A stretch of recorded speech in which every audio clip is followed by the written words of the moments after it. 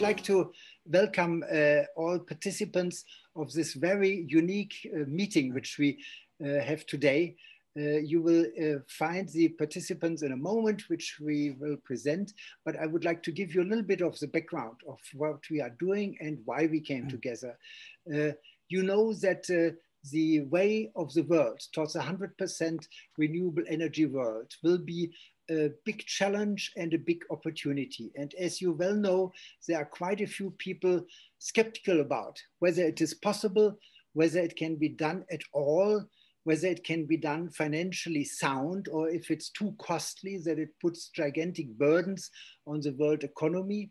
And therefore, we have many different myths around in the world about the possibility to move quickly enough to a world with 100% renewable energy, which is absolutely necessary if we want to avoid the most dire consequences of climate change. And we have learned recently that we don't have time till 2050 to do this. We have to do this till 2030 or 2035. And all the distinguished scientists which we have here in this group have worked on this topic and have done detailed models, analysis, studies in order to find out how is it possible to convert the world to a 100% renewable energy world. And as a matter of fact, if you look into the details of these studies, there were very different methodologies used, there were different results in details, but if you look at it in a global picture, there are many joint conclusions and joint arguments. And actually, I had the pleasure of a talk with Tony Seba, our chief disruptor, who is one of the members of this group. And together we came to the conclusion, yes, maybe it is worthwhile to bring together this group of very distinguished scientists which have done the most profound studies in the direction of 100% renewable energy.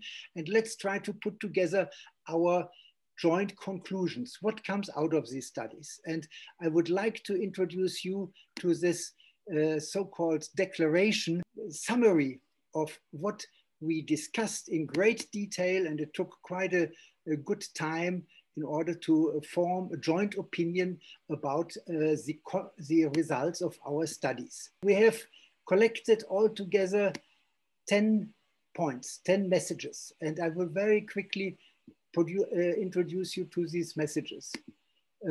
First, all these studies, including the studies of the authors assembled here today, have investigated 100% renewable energy systems in regions, countries, and worldwide, and have studied in great details how this is possible. And the result was unanimously, yes, it works. It will be possible not only to provide renewable electricity, to provide all energy in a 100% renewable way. So there is no roadblock and no barrier against going this way. The second message, a transformation to 100% renewable energy can occur faster than the current expectation. We believe the power sector can transform already by 2030 with enough effort, and the other sectors soon thereafter. The key messages: with political will, a transformation of the global energy sector by 2030 to 2035 appears to be possible, and therefore we have a clear opportunity and chance to really address the issue of climate change in a timely manner. We can save the world from the catastrophic consequences of a global warming of more than 2 degrees and all the consequences which come from them. Electricity in a 100% renewable energy system will cost less than in our current system. It is a myth that it should be more expensive. The total energy cost of a 100% renewable energy system will be lower than the cost of conventional energy, even if we do not take into account social costs. The total social costs of energy, environment, climate, health costs of a 100% renewable energy system will be drastically lower than business as usual. And actually, the faster we achieve the 100% system, the faster these savings will be realized. Our fifth conclusion, 100% renewable energy system can supply regions, countries, and the world reliably 24 hours a day, 7 days a week, 360 days a year with energy at low cost. A massive redesign of the global energy system will be needed to achieve these goals, including increasing energy efficiency on all levels. Seventh, solar and wind will be the key pillars of energy supply in this future energy system, accompanied by flexibility in many forms, especially in storage, sector coupling, which includes power to X, demand response management, large and small scale grid integration. Eighth, all studies agree that electricity will take a massively increasing share, about 80 to 95%, and the studies have, of course, a range of results there, of the global energy supply. Electrification will result in a superabundance of cheap, clean, renewable energy, increasing prosperity for all humanity. Because the sun doesn't shine in each moment and the wind doesn't blow, we have to oversize all solar and wind capacities. And this means there are plenty of opportunities for super abundant, cheap, or even free, clean, renewable energy. All our studies show, and this is point number 9, that creating the new 100% renewable energy system will benefit the world economy. It will stimulate investments of trillions of dollars and create millions more jobs than lost worldwide. So it is actually not a problem for the jobs in the fossil energy industry. It will be an increasing number of total jobs needed worldwide for the 100% renewable energy system. Super abundant, clean and renewable energy will create wealth and provide a boost for every sector of the global economy. The transformation of the global energy system will be a gigantic global stimulus package. Such a rapid transformation, and this is the 10th conclusion, is necessary to stop the 7 million human deaths that occur annually today worldwide, from problems like air pollution to slow the growing damage due to global warming and thus avoid the climate catastrophe, and to provide sustainable energy security for future generations. And this follows, of course, the Kant imperative. We should not only live that our life can be the law of this generation, we should live that the laws of our life can as well be the laws for future generation. And the 7 authors of the Global 100% Renewable Energy Strategy Group, which came together to prepare this declaration, are listed here, and I have the big pleasure to introduce them to you in this hour with us. And I would like to start by Hans-Josef Fell. Hans-Josef Fell, he is the former member of the German Parliament. He was a co-author and one of the key authors, together with Hermann Scheer, of the Renewable Energy Sources Act, EEG, in Germany, which actually was the very basis that solar energy and renewable energy found a market, because this renewable energy law provided interesting investment opportunities for everybody who wanted to invest in renewable energies. And therefore, I would say this was the key element to bring us to the point where we are today, that we can say, yes, this transformation is economically very sound. It saves us money. It saves, of course, resources, and it saves the planet. Today, Hans-Josef Fell is president of the Energy Watch Group, and it's my very big pleasure that Hans-Josef can be with us today. Hans-Josef, it's yours. Thank you, Eicke, for your wonderful introduction and for your initiative to organize and to introduce this global 100% renewable strategy group. I think it is very important to go such a way that leading scientists tell the world what is possible. On the one side, we see a high necessity.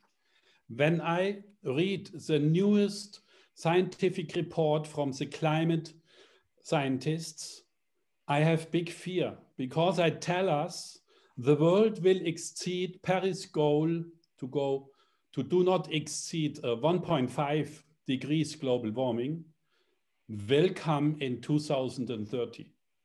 This is very serious, that the world will come very, very soon to a hothouse Earth that we could not overlive with humankind by itself and whole self.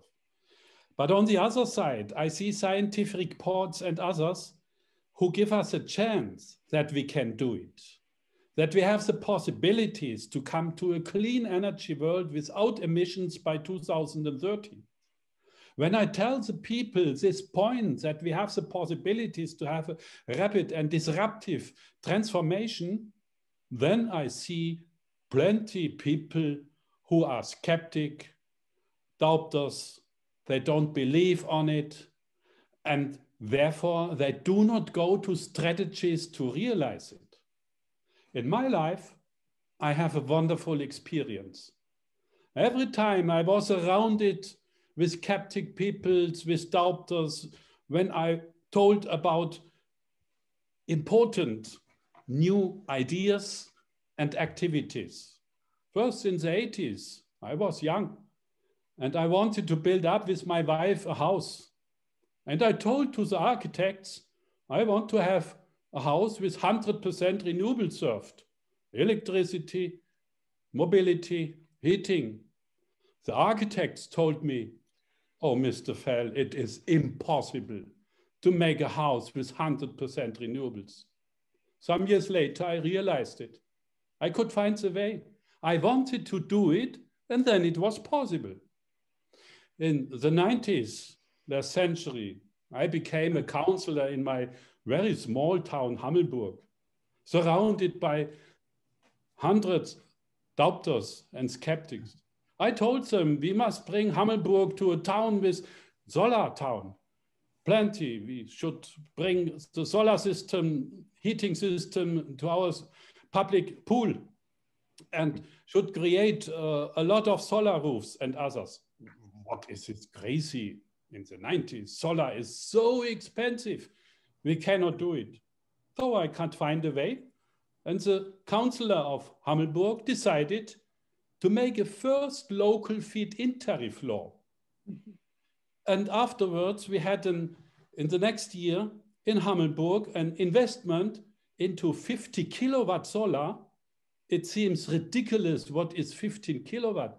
But it was a revolution in this time. We were the main leader in Germany in investment into solar.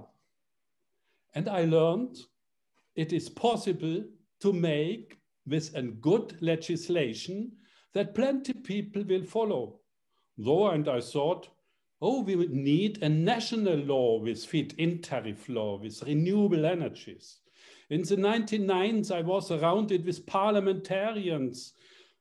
Mr. Fell, it is impossible to make a national law with feed-in tariffs.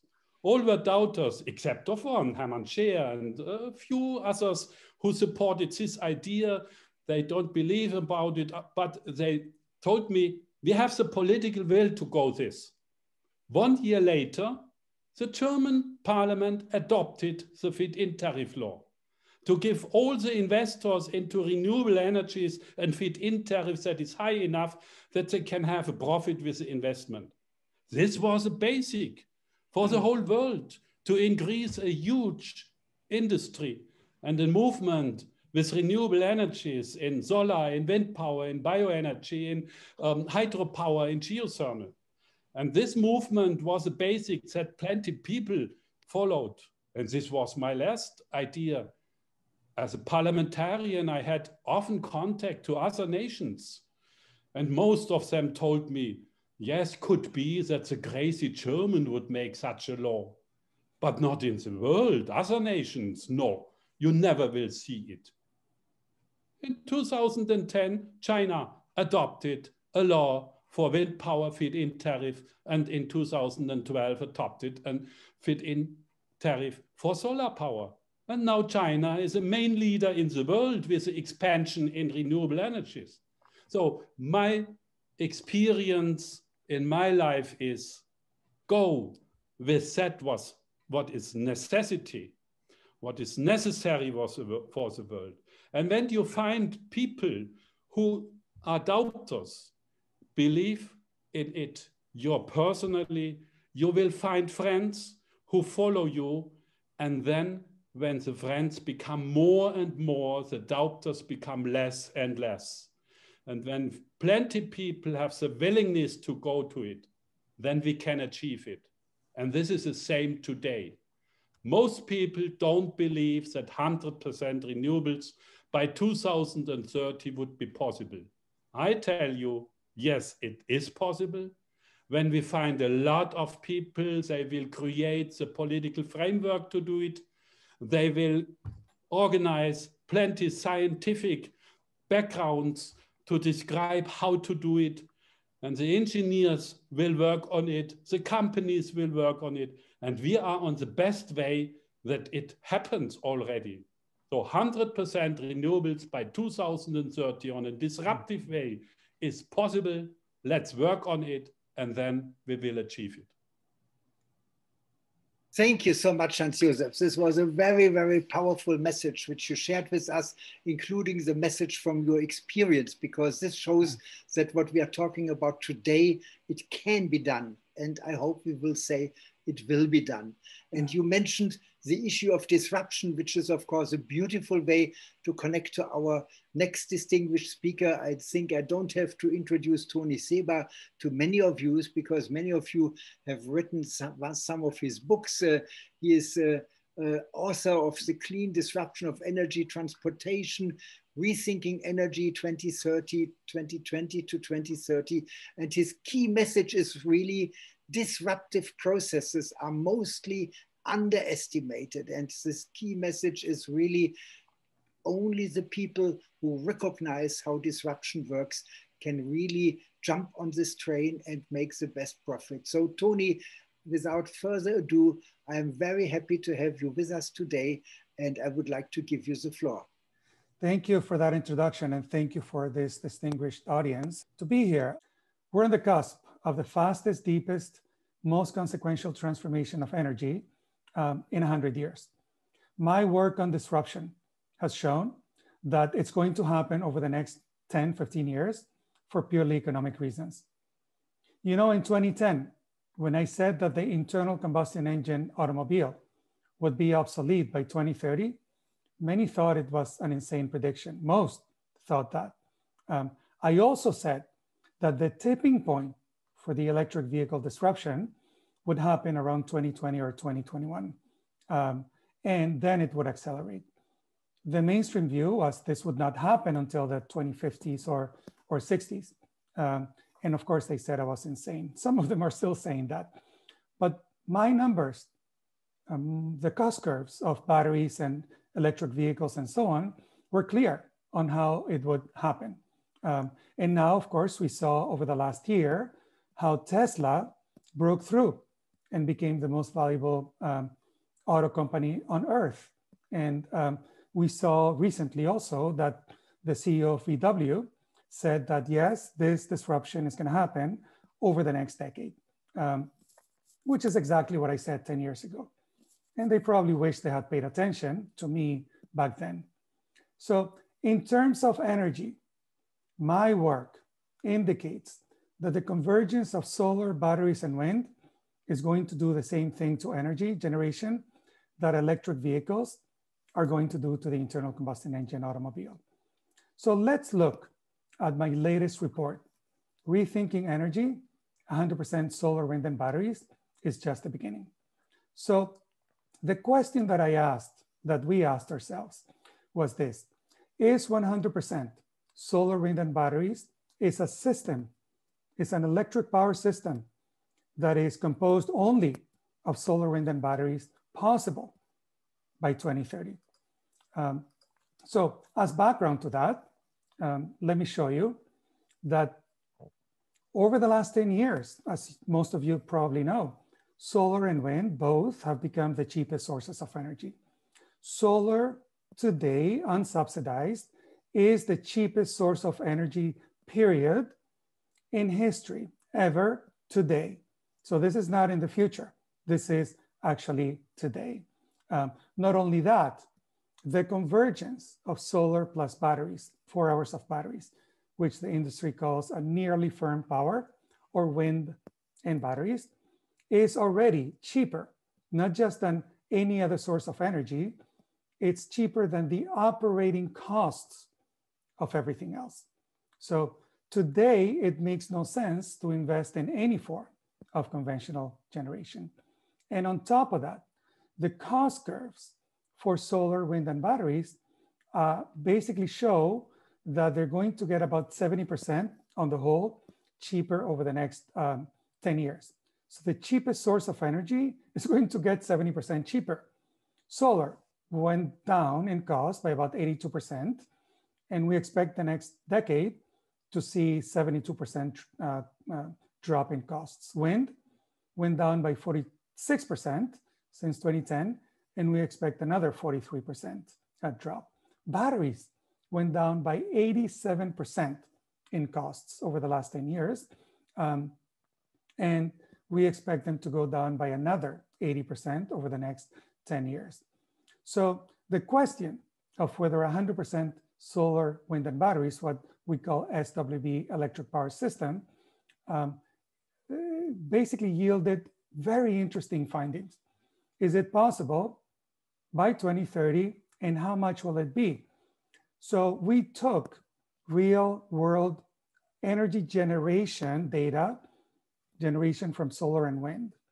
And also we took real world demand data for several markets, larger markets, India, California, Texas, New England, and so on. And we took that and we analyzed how it would grow to be 100% in those markets. The first key finding that is non-intuitive is this.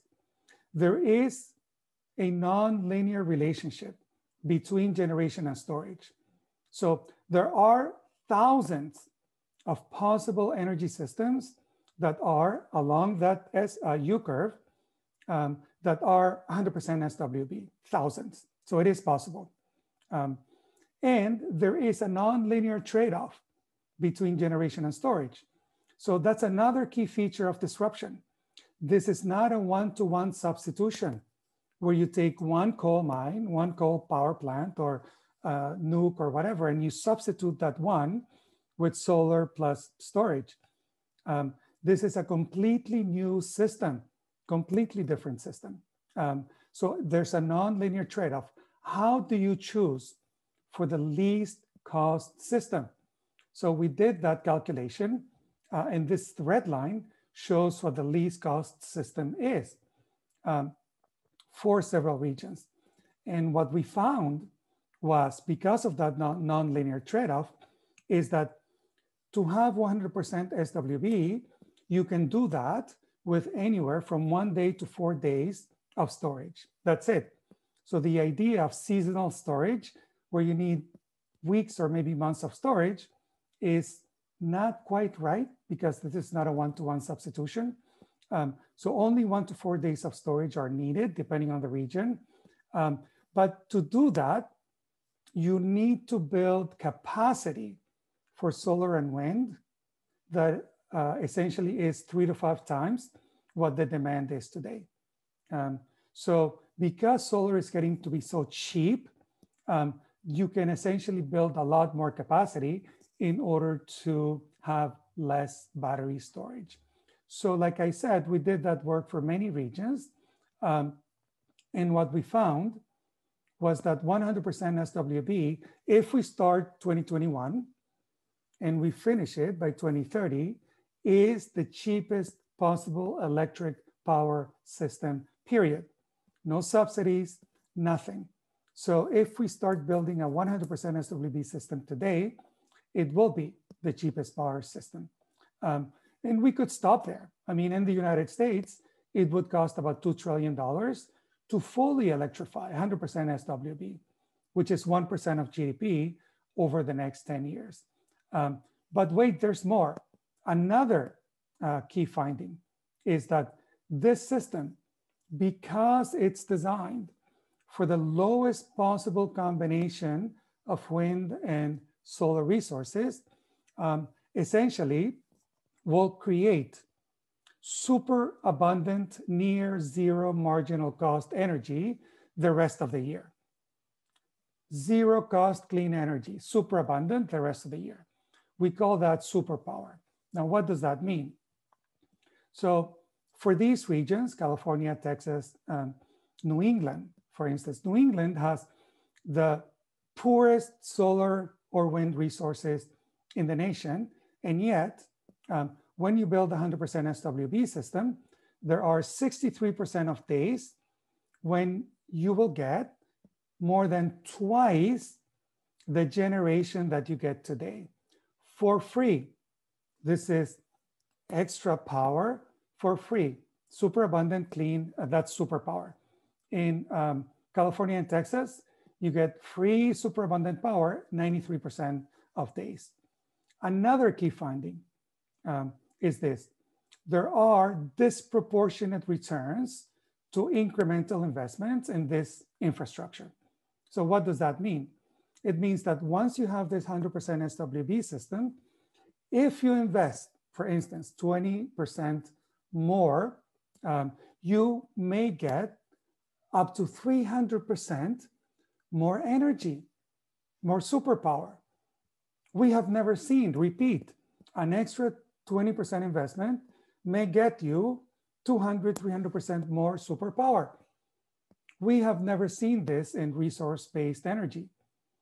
The existing conventional system could never, ever compete with this. To think about this in another way, this looks more like information economics. It looks like photons plus electrons basically give you disproportionate positive returns. And that's why it's so disruptive, which is another key finding. Superpower is disruptive, not just to electric power. It's disruptive to all forms of energy.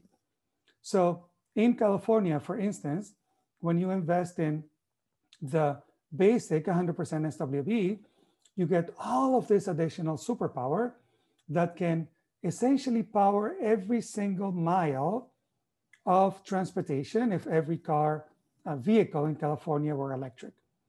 For free. Did I say free? If you invest in another 20% increase in superpower, then you can cover today's electricity demand, plus transportation, electric, plus residential heat, plus commercial heat, plus some industrial heat for free. All of this is additional superpower. So this is disruptive to all forms of energy, assuming, of course, that we electrify cars and buildings and so on. And of course, every time in history, we've seen cheap and abundant clean energy, we have seen prosperity. Superpower, 100% SWB, are the keys to a new prosperity, to developing new industries, and to solving the world's most intractable issues as defined by the United Nations Sustainable Development Goals. So let me summarize.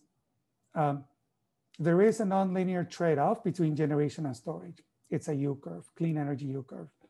100% SWB is not only possible by 2030, it's the cheapest possible energy system by 2040. Superpower means that not only is it the cheapest to generate 100% of what we consume today, it's going to generate super abundant, essentially free electricity, which is disruptive to everything else. And 100% solar, wind, and batteries is just the beginning, because if you invest more, you're going to get disproportionate returns on that additional energy. Thank you.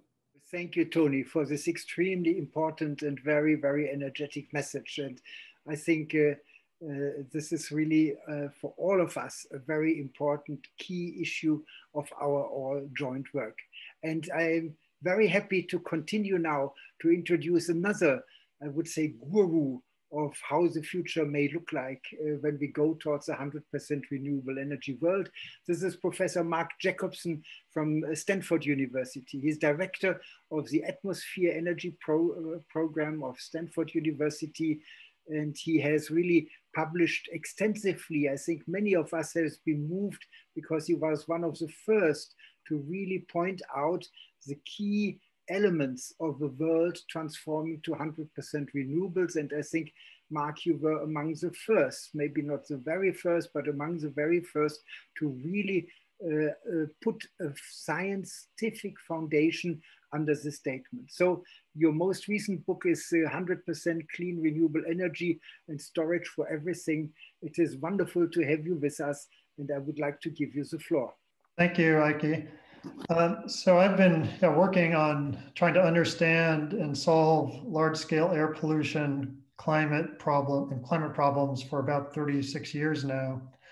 And it's really in the last 12 years that our group developed 100% clean renewable energy plans for the world. Started with the world and then went down to higher scales to the US states and to individual countries and cities as well.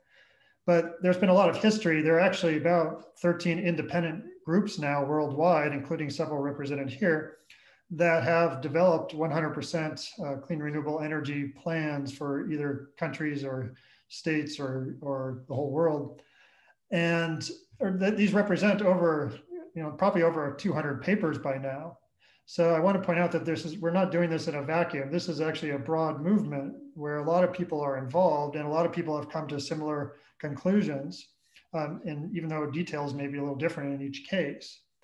I want to focus a little bit on our plans for the world, and particularly we did roadmaps for 143 countries representing about 99.9% of all world emissions recently.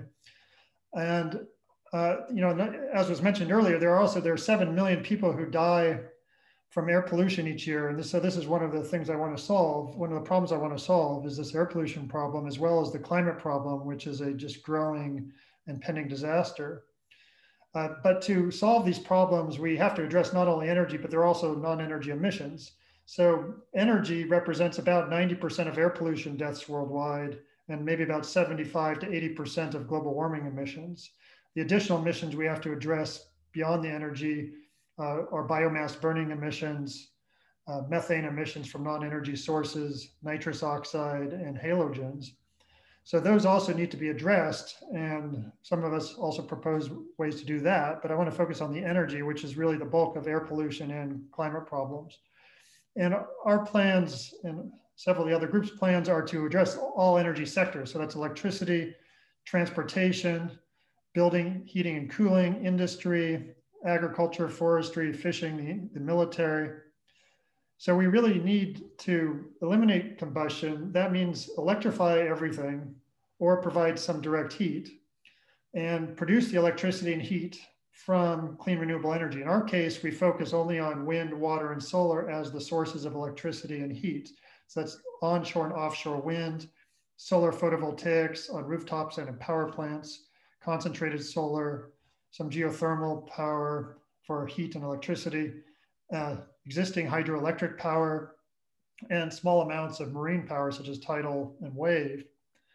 Now, if we transition, like from our study of 143 countries, we found that transitioning the world would, first of all, we would reduce power demand, end use power demand, which is what people actually use, by around 57%. That's due to the fact that we'd be going to electric vehicles and hydrogen fuel cell vehicles, hydrogen fuel cell mostly for long distance heavy transport like planes and ships, long distance planes and ships.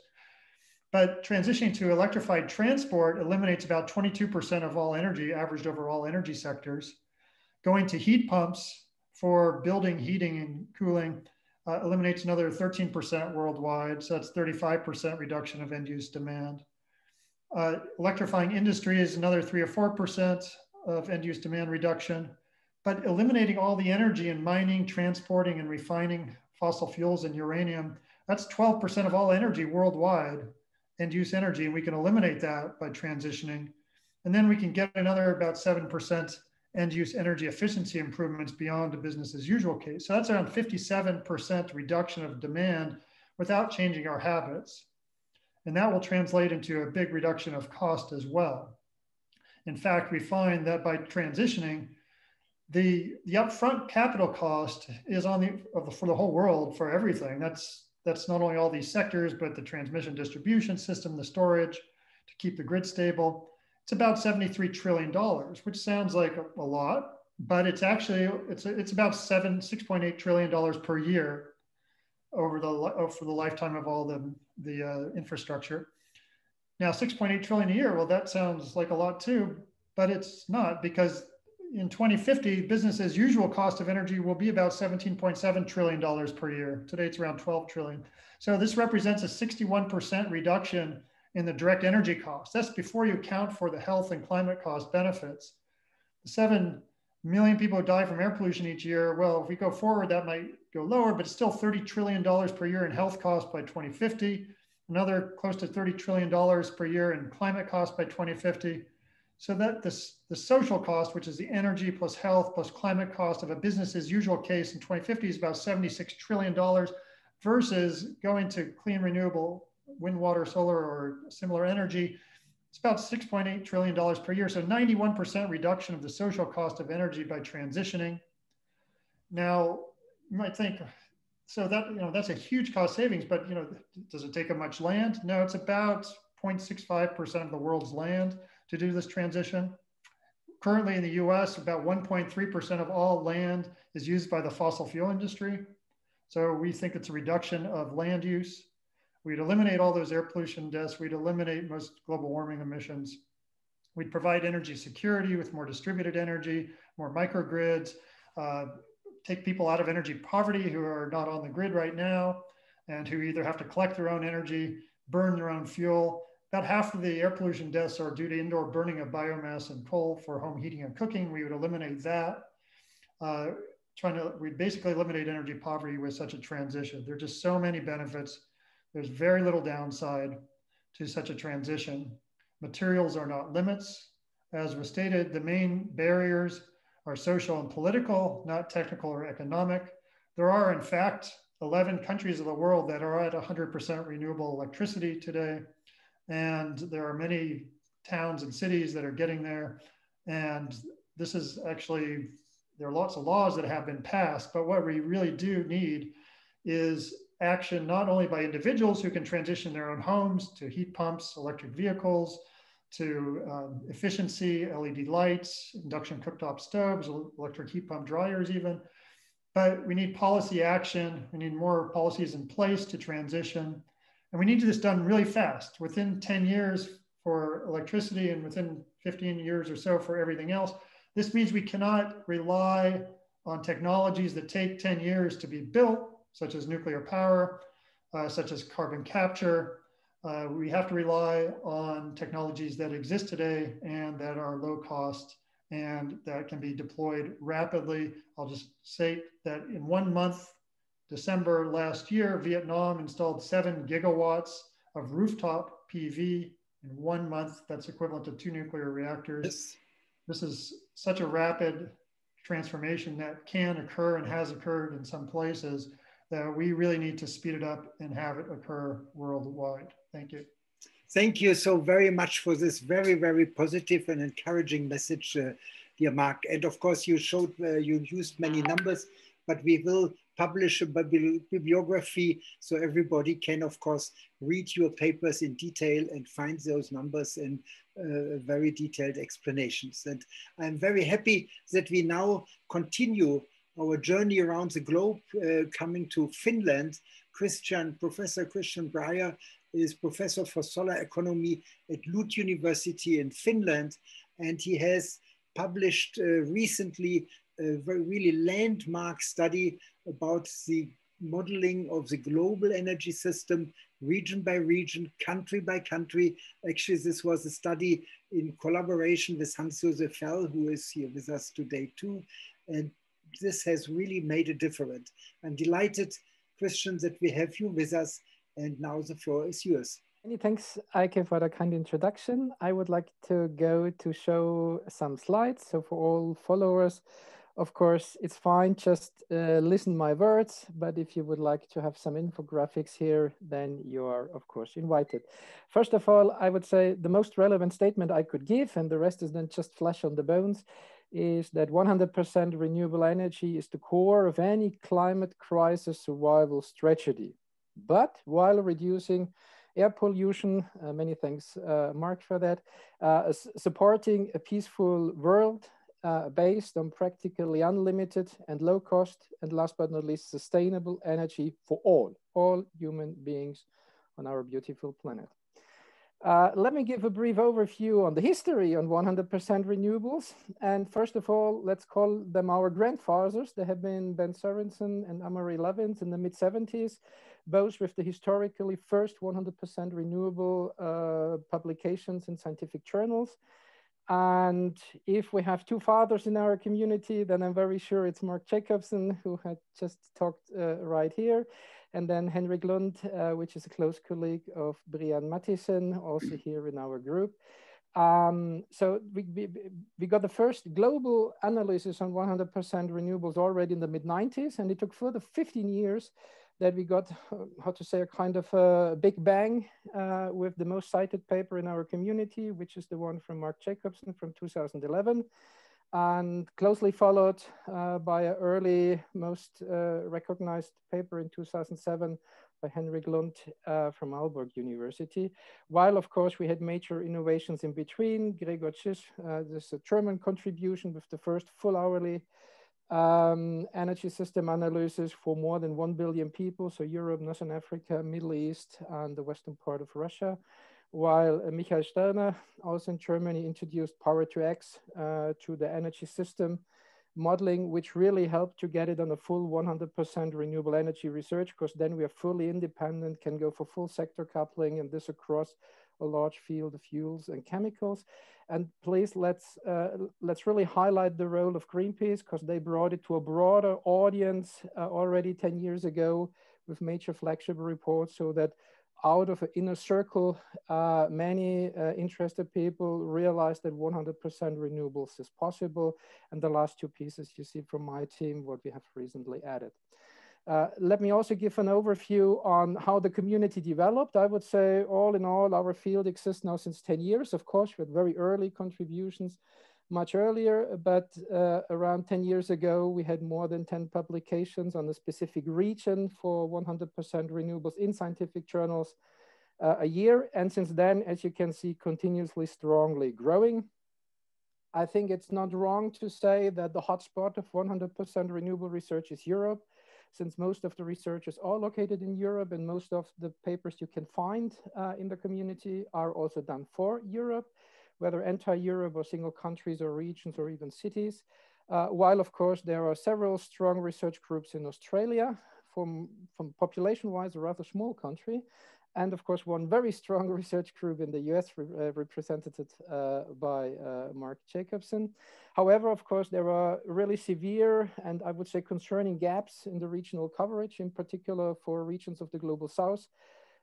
In particular, when it's Middle East, Sub-Saharan Africa, South Asia, and Southeast Asia, if we would exclude Australia.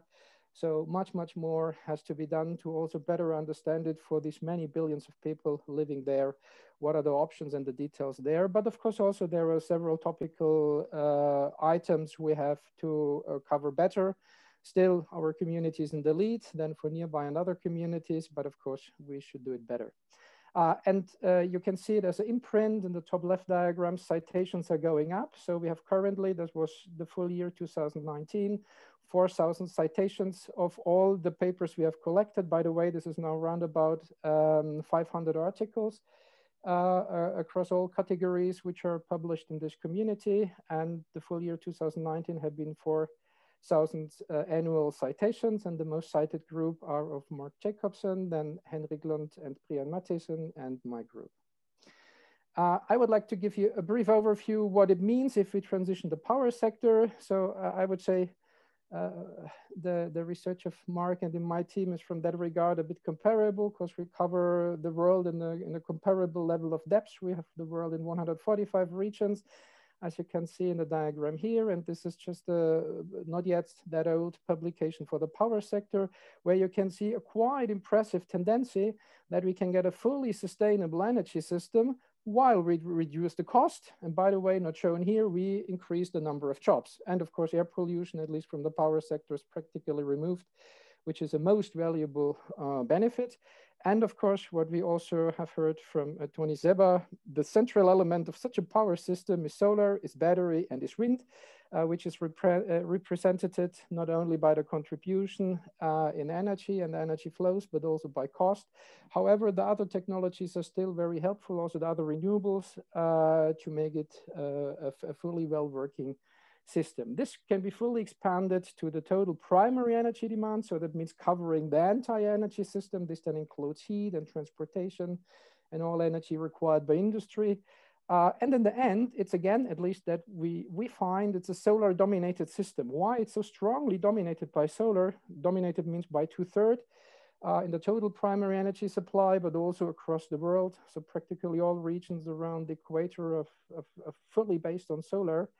And the reason it's incredible low cost and it's everywhere available. And electricity is the most valuable and central platform energy, which can be converted easily in all other forms of energy, what we need daily.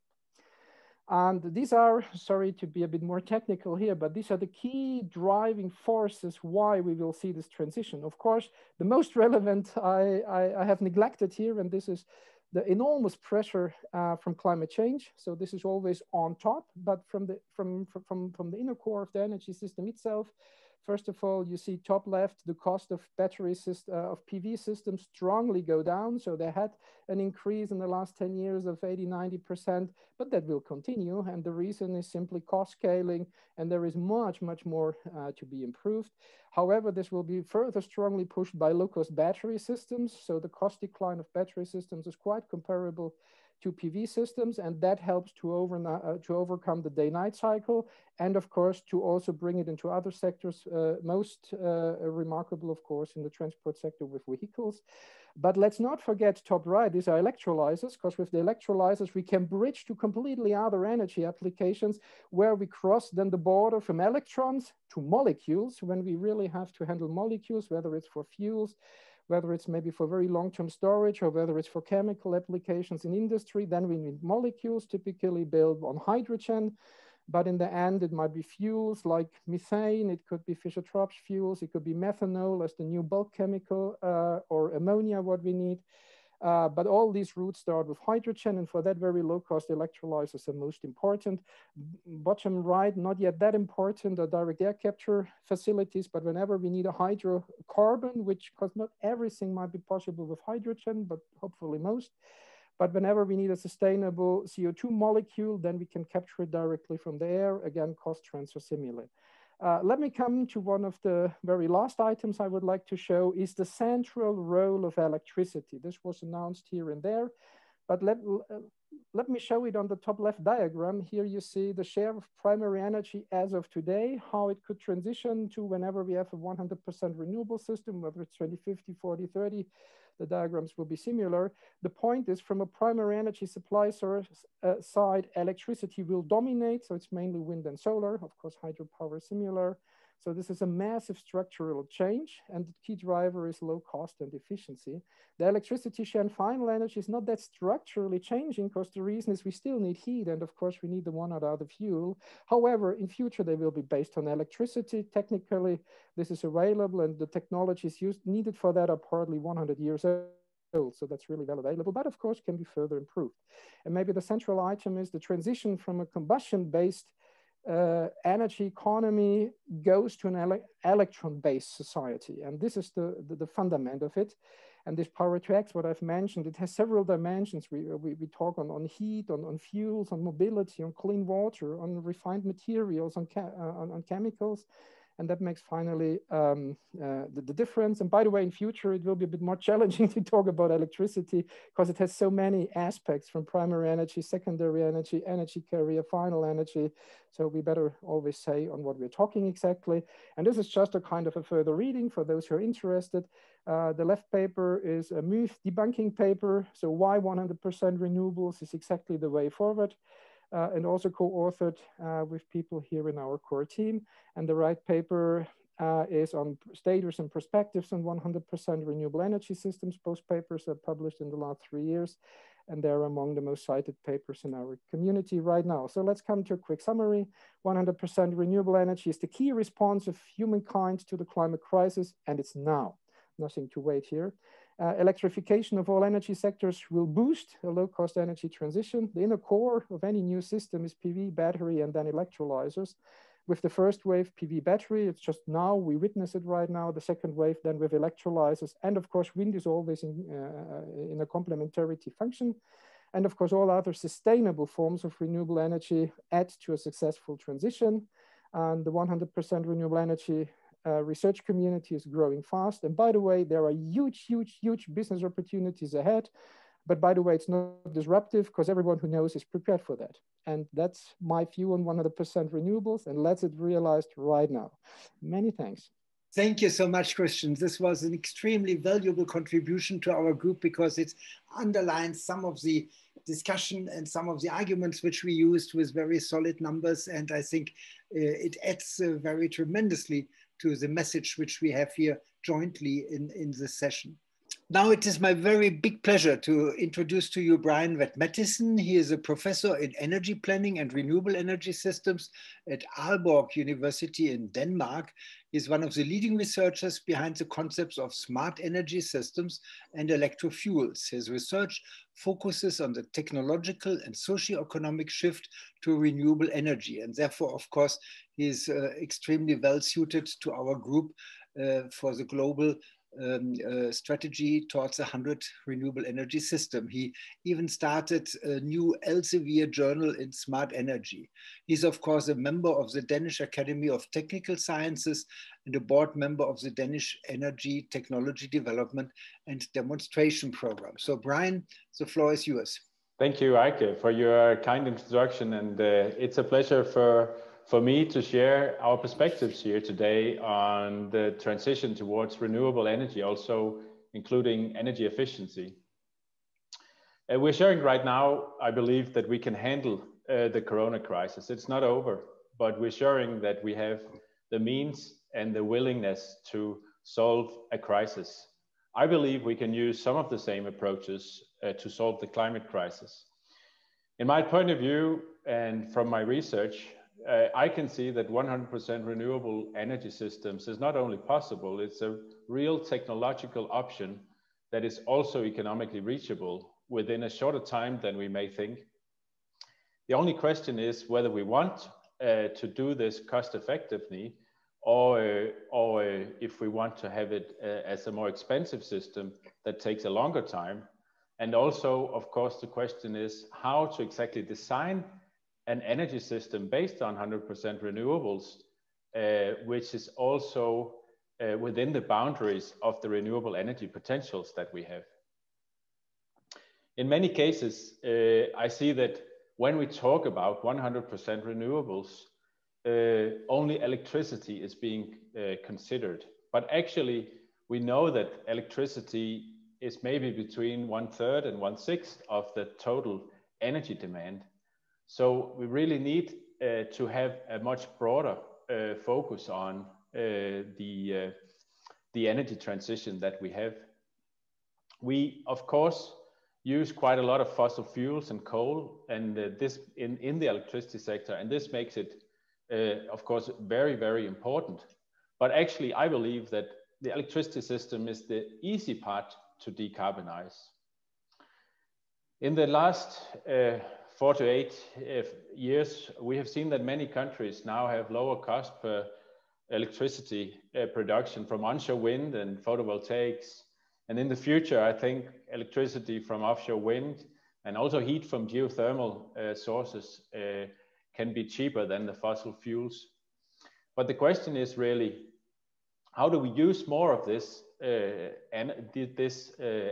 renewable energy to also decarbonize the other parts of our energy system?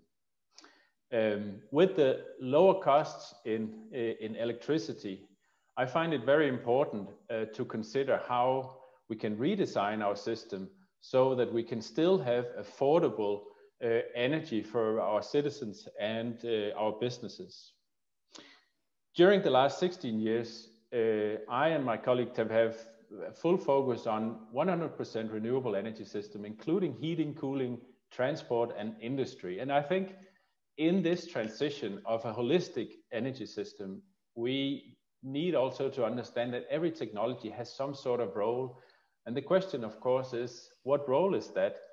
And how can we design an energy market that also gives a chance for these technologies? It's clear in many countries by now that renewables are ruining businesses for power plants that operate with large marginal costs. In the future, we will see this disruption happening in a lot of places where energy efficiency due to electrification will change the markets. So we need to change our policies to have loans in the banks and in the financial sector instead of using a lot of finances and resources on paying off fossil fuels. Since one of the first plans for 100% renewables we did in our group about 16 years ago, we have found that a 100% renewable energy system already at that time actually has lower cost compared to a fossil fuel system. And this is of course connected to the fact that renewables is much more efficient than a fossil fuel system because it doesn't have the energy losses in the combustion of, for example, coal in a power plant or oil in a plane or in a vehicle, and also using electricity instead of gas in industry. The potential is really big. We can see that if we start to understand from more bottom up the role of the different technologies and using detailed hour-by-hour analysis and even sometimes geographical analysis, we're able to identify a system design with some key principles where we can create an affordable system. We call this a smart energy system, in which we use electricity, district heating and cooling, as well as gaseous and liquid fuels for the transition. And we combine this with energy efficiency, because of course, a kilowatt hour saved is also a kilowatt hour we do not have to produce with renewable energy. We can see that a silo approach to solving the challenge of the redesign of the system will inevitably have higher cost. If we combine the electricity sector with the heating and cooling sector, the transport sector, and the industry, we can see that this integrated 100% renewable energy system creates a lot of synergies across the sectors that will decrease the cost even further and make it possible to operate the entire system on fluctuating renewables above maybe 80% of the demand. We can also see that using energy storages across the sector has a big advantage. As an example, we know that electricity storage is maybe 100 times more expensive than thermal storage in cold or hot water. It is 20 to 50 times more expensive to store heat in water than to store gases. And it's maybe 2 to 5 times more expensive to store a gas than to store a liquid fuel. And the gases and the liquid fuels we may need for aviation and for some parts of industry. By combining these energy storages and energy vectors, we can actually achieve a very cost-effective system. Another aspect of a smart energy system is this concept of energy savings. And of course, there can be a lot of focus on, for example, net zero emission houses or similar, where you have an island approach. I believe that this is a wrong approach. I think we need to look at society as a whole if we want to solve this in a way where everybody is able to be part of the transition. If we want to have a just transition towards 100% renewable, where we can solve the climate crisis, we need to have this balance in mind, where we consider that all parts of society has to be able to be part of this, including also small and large businesses. We need to do this in a way where there's public support for this. In this strategy group for 100% renewable energy systems, I think we have the elements where we can show decision makers how to make a just transition that can also have public support. And I think, as mentioned before, that if we can solve the corona crisis, we can certainly also solve the climate crisis. I think we can do it before we think possible. And at the same time, we have the added benefits of much lower health costs. We can improve the balance of payment in so many countries. The economic situation is hampered by the imports of fossil fuels. And we can even reduce global geopolitical tensions. Thank you for listening. It is a very special pleasure now to turn to the other side of the globe, to Australia, to introduce to you Professor Andrew Blakers. I know Andrew since many, many years, including some time I spent in Australia. He is one of the pioneers and fathers of solar photovoltaic electricity. He has worked already in the 80s and 90s when he had world record efficiencies at that time of 18%, 19%, 22%. And most importantly, he was actually one of the co-inventors of the PERC silicon solar cell, which is today dominating the solar cell market. However, Andrew has not retired yet, but he has changed and put his view on the global energy situation, especially with one view on the hydropower and the opportunities of storing energy with hydropowers. And Andrew, it's a pleasure to have you with us today. Thank you very much. I'm going to talk about the small rather than the global energy transition from the point of view of Australia, where it's going faster than almost everywhere. So I'm going to talk about the situation in Australia, where solar and wind are now 99% of all new generation capacity that's being built. First point to make is that solar and wind have won the energy race. They're about 2/3 of global net new generation capacity being installed each year. And I fully expect that this will simply go to almost completion over the next 10 years.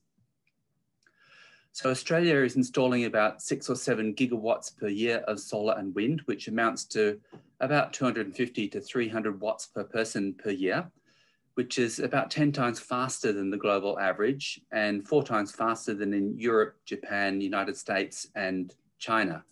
So we are coming up against barriers and problems sooner than most countries. And the central message for you is that it is turning out to be much easier to solve these problems of high renewable energy penetration than most people realize. Facts on the ground trump skeptical models. So this is the Australian national electricity market, which services 80% of the Australian population. It's not connected to any other electricity grid. So solar and wind at the moment are around 24% in the national electricity market, and there's about another 6% hydro. And this is increasing by 5 or 6 percentage points each year. So next year it'll be 30%, the year after it'll be 35, 36% at current deployment rates. And current deployment rates are likely to double over the next 5 years because the price of solar and wind keeps falling. So in 2023, renewables are expected to pass black coal. And in 2025, renewables are expected to reach 50% of the electricity market. Towards the end of this decade, we expect widespread deployment of electric vehicles, and heat pumps are likely to push gas out of heating, both at low temperature in cities and also high temperature in industry. So this will double the electricity requirement and means that there's vast improvement opportunities for solar and wind over the next decade at the very least. So in South Australia, which is a state of 1.7 million people, wind and solar are now at above 70% of the total electricity supply, and there is no hydro at all in South Australia. South Australia has a weak connection to the national electricity market, and essentially the South Australian government and utilities have learnt how to manage quite high levels of wind and solar for sustained periods of time. So in October 2020, solar energy was 100% of all consumption for a whole hour, and so was wind energy a few days later. And the balance was exported through a skinny connection to the rest of the national electricity market. Solar and wind are regularly above 100% for entire calendar days, entire 24-hour periods. And despite the very great skepticism a few years ago about how solar and wind couldn't get above 30 or 40% without destabilizing the grid, it turns out that it is entirely possible to get above 100% and stay at 70 to 100% for months on end. So the response in Australia to the rapidly increasing amount of solar and wind can be summarized as pumped hydro, batteries, transmission, and demand management. Overwhelmingly pumped hydro for energy storage. This is in a country that has no large rivers, no new dams on rivers at all. It's off-river pumped hydro that's being deployed at multi-gigawatt scale. Batteries are also being deployed for short-term storage of about an hour or so, and strong interstate transmission has proved to be crucial in order to move solar and wind from places where there's an excess to places where there is a deficit. So several modelling studies now show that Australia needs about 1 day of energy storage to support 100% renewable energy. So this is not just 100% renewable electricity, but energy as a whole, including electrification of transport and heating and industry, and elimination of all oil, coal and gas, and reduction in emissions of about 80%. So the off-river pumped hydro that's being developed at a large scale in Australia, that's gigawatt scale, comprises 2 artificial reservoirs of a square kilometre or 2 each, separated by a height difference of about 500 metres. And when the solar and wind is plentiful, water is pumped from a lower to an upper reservoir. And when the nighttime comes or the wind and solar goes away, then the water comes back down through the turbine to the lower reservoir and the electricity is recovered. So there's a global atlas in existence that shows 600,000 off-river sites around the world with 23 million gigawatt hours. That's essentially 1 million gigawatts for a day. And this is vastly more, about 100 times more than would be required to support 100% renewable electricity around the world. So in response to the rapid increase in solar and wind, we can make these observations facts on the ground of what's actually happening in a leading country such as Australia. The wholesale prices are falling. They're not increasing as the amount of solar and wind comes into the system. The wholesale prices, including all of the costs of the storage and the transmission and the occasional spillage of wind and solar, are producing prices of $40 to $50 per megawatt hour, both in the national electricity market and in South Australia, where we're already up to 70% solar and wind. National emissions of greenhouse gases is now declining, overwhelmingly because of the deployment of more wind and solar.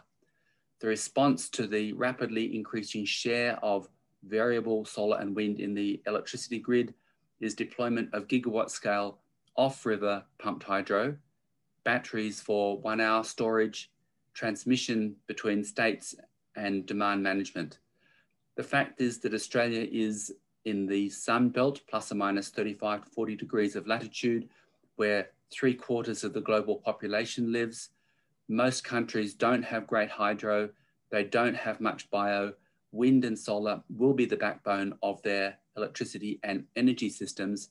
And Australia is demonstrating that they can produce low-cost, unlimited solar and wind electricity for a price of around $40 to $50 per megawatt hour, including both the generation and the balancing costs, all-in costs of $40 to $50 per megawatt hour at current prices for 100% renewable energy. Thank you.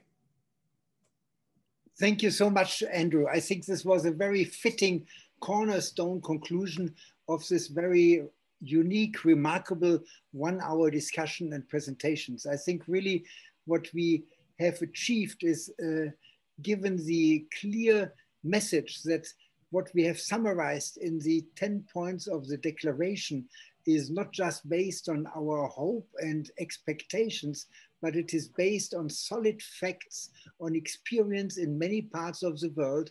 And Andrew has just shown us very impressive numbers, which shows that many, many parts of the world can take the example of Australia and really, really do it. And we all know that Australia has its own problems, political problems, and it is fantastic that this development has pushed its way through the jungle of changes of governments, opposition and government parties exchanging several times in the last decades. But the situation which has arisen now is really a good example for the rest of the world. So I would like to conclude this hour by this very optimistic message. Yes, 100% renewable is doable.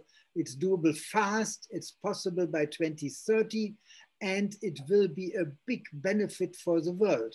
Create jobs, create industry, remove pollution, let people live longer and more healthy lives.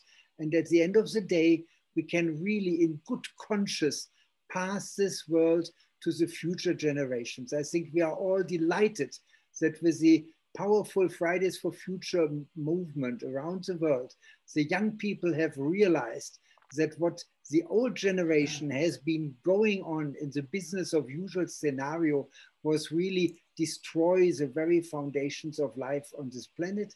And we can show that this is not necessary, that we can do it, that it is cost effective, and it's actually the only way forward to go. And I think any country, any politicians, any company which really grasps this message early will have a big advantage compared to others who still fight the fight against the strong powers of the old fossil industry and everything what is connected to this. With this, I would really like to express my warm thanks to all of you, to your work.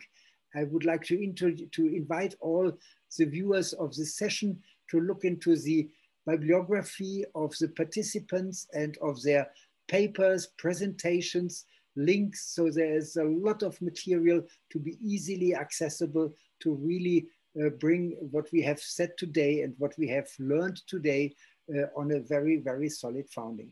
So thank you so much for your interest. Thank you, my dear friends, for your contributions. It has been such a pleasure to experience this event. And I'm really, really interested to see that this will have impact in shaping the opinion of voters, in shaping the opinion of politicians, in shaping the opinions of industry leaders. Thank you again so very much. And thank you, Thomas and the CleanTech Business Club for hosting this event. I think it will be a very remarkable event for the future. Thank you and goodbye. Thank you.